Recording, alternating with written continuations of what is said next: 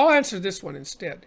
If you could talk to Donald Trump for a day, what would you try to say or convince him about? I don't think I would try to convince him about things. I don't actually try to convince people about things, I don't think. I try to ask them. I'd ask him a whole bunch of questions. I'd try to figure out how he thought, because I'm really curious about that. I'd ask him all sorts of questions. See if I could find out what he was up to. I'd like to know what he's aiming at.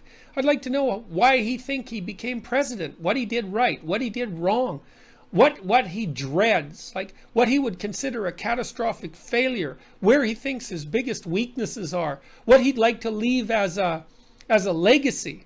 That would be fascinating. But see, I find, generally speaking, it's much more interesting to ask people questions, especially people like that, than ever to try to convince them of things. Because the thing is, I already know what I know, but I have no idea what he knows or what he's like. And so it'd be amazing to be able to talk to him. And so I have a bit of that opportunity now in Canada, because I've been speaking to a lot of political figures in Canada. I'm going to have that opportunity in Europe. But a lot of what you want to do when you meet people is ask them questions, because they'll tell you all sorts of things you don't know. And that's also an entry point to a really good conversation, is to ask questions. So that's what I would do. I'd ask questions like mad until he chased me away.